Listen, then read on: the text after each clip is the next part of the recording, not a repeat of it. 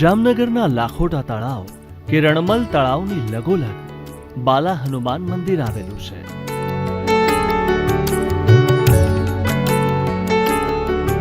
જ્યાં 1 ઓગસ્ટ 1964 થી અખંડ રામધૂન ચાલે છે.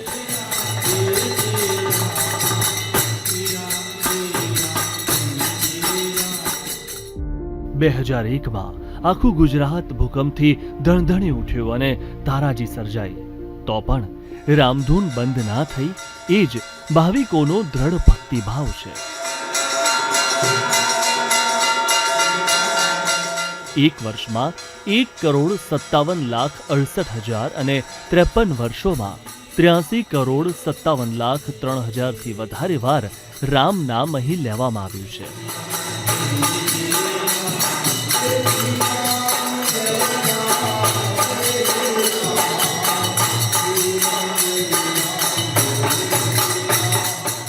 પરમ પૂજ્ય સદગુરુદેવ શ્રી પ્રેમ ભિક્ષુજી મહારાજનો ઉદ્દેશ્ય હતો કે જે કલિકાલનું એકમાત્ર સાધન છે ભવસાગરથી પાર કરવા માટેનું, તે છે ભગવાન નામ.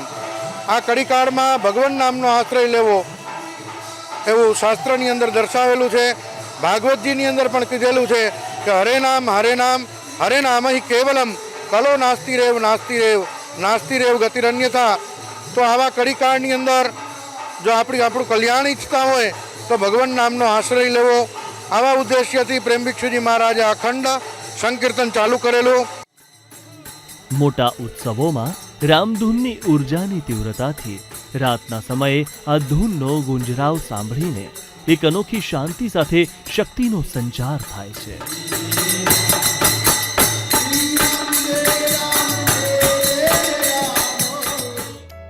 આટલી લાંબી આરાધનાને પગલે આ મંદિરના કણે કણમાં રામ નામ વસી ગયું છે, જેનાથી સમગ્ર વાતાવરણ પવિત્ર બની ગયું છે.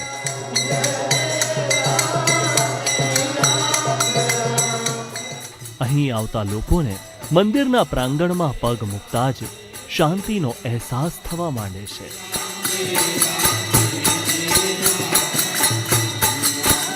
મનમાં કરોડો ઉર્જા આવી જાય છે, અંદર સ્પંદનો જાગે છે, અંદર આમ ઉત્સાહ જાગે છે. એકાગ્ર શક્તિ, નિર્ણય શક્તિ, સમેટવાની શક્તિ, પ્રખવાની શક્તિ, સામનો કરવાની શક્તિ, સહયોગની શક્તિ, ભક્તિની શક્તિ, મંત્રની શક્તિ, પૃથ્વી માતાની શક્તિ, સહન શક્તિ ધીરે ધીરે આવવા લાગે છે.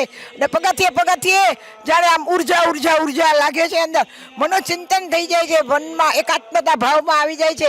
ભગવાનમાં આમ અંદર દર્શન કરીએ એટલે નિરોગીતા આવી જાય છે કે રોગા ને શેષા ને બહંસી દુષ્ટા રુષ્ટા દુકા માનસક લાડ ભિટ્ટાન તો આમાશ્રિતાનંદ નૈપુણ્યનાનંદ તો આમાશ્રિતાયા શ્રેતમ પ્રયાંતિ. રોગ જાય, ભય જાય, આદિ જાય, વ્યાધિ જાય, ચંદ્રનું બળ વડે, સૂર્યનું બળ વડે, લક્ષ્મીનું બળ વડે વિદ્યા, બુદ્ધિ, ધન, ઐશ્વર્ય અતિ અખોટ અક્ષય ભંડાર ભરે એવી મારા હનુમાનજીને પ્રાર્થના. રામ નામ જપતા આ વાતાવરણમાં તમામ ચિંતા અને તણાવમાંથી મુક્તિ મળે છે, એટલે સુધી કે તમામ મનોકામના પૂરી થતી હોવાની ભાવિકોની આસ્થા છે. રામાયણમાં લખ્યા મુજબ રામ નામ લેવાથી તમામ દુઃખો દૂર થાય છે. અહીં તો કોઈ પણ સમયે રામ નામનો ગુજારો થતો રહે છે. તો પછી અહીં આવનાર રામ ભક્ત શા માટે હનુમાન ન બની જાય?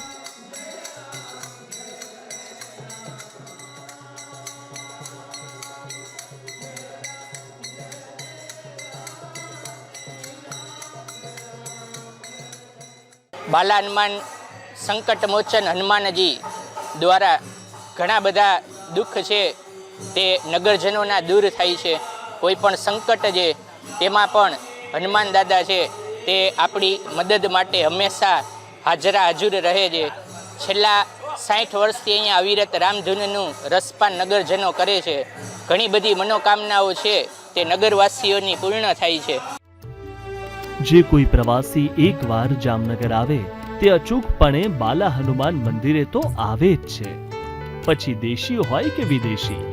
જ્યારે કે જામનગરના કેટલાક નાગરિકોએ તો ઘરેથી નીકળતા કે ઓફિસથી ઘરે જતા સમયે બાલા હનુમાન મંદિરે દર્શન કરવાનો નિત્યક્રમ બનાવી દીધો છે.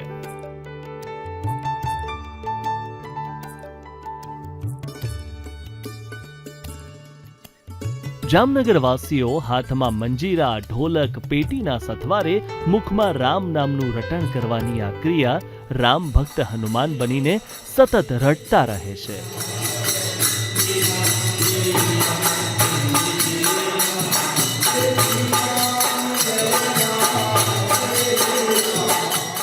અમને ખૂબ શ્રદ્ધા છે અમારા હનુમાન દાદા, અને શનિવારે અને રવિવારે પણ ખૂબ જ ટ્રાફિક હોય છે અને અહીંયા અખંડ ધૂન ચાલતી હોય છે.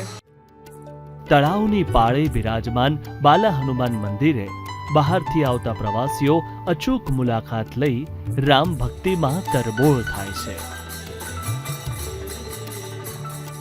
જામનગર શહેરની ભક્તિની ઓળખ એટલે બાલા હનુમાન મંદિર.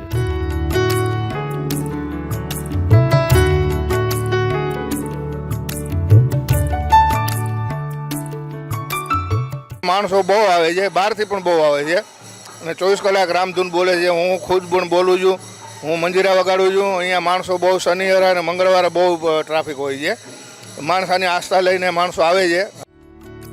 મંદિર ખાતે 5 દાયકાઓથી ચાલી રહેલી શ્રીરામ જય જય રામ શબ્દોની અવિરત ધૂન વિશ્વ શાંતિના ઉદ્દેશ સાથે તારીખ 1/8/1964ના રોજ પ્રેમ ભિક્ષુજી મહારાજે શરૂ કરેલી આ રામધૂન આજે 60મા વર્ષે પણ અવિરત ચાલતી રહી છે, જેને ગિનિસ બુક દ્વારા વિશ્વની સૌથી લાંબી ધૂન તરીકે સ્થાન અપાયું છે.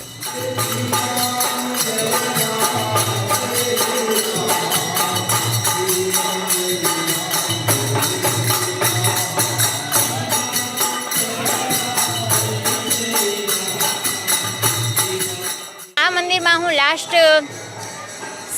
5 યર્સથી આવું છું ડેઈલી, અને એક જાતની બહુ શાંતિ મળતી હોય છે, એક જાતનું આમ પોઝિટિવ વાઇબ્સ મળતી હોય છે.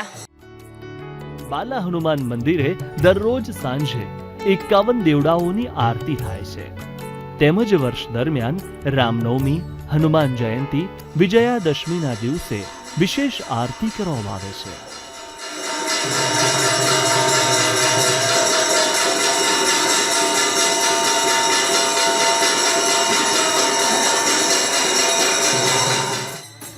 જામનગર બાદ દ્વારકા, પોરબંદર વગેરે મળીને કુલ 7 જગ્યાએ અખંડ રામધૂન ચાલી રહી છે.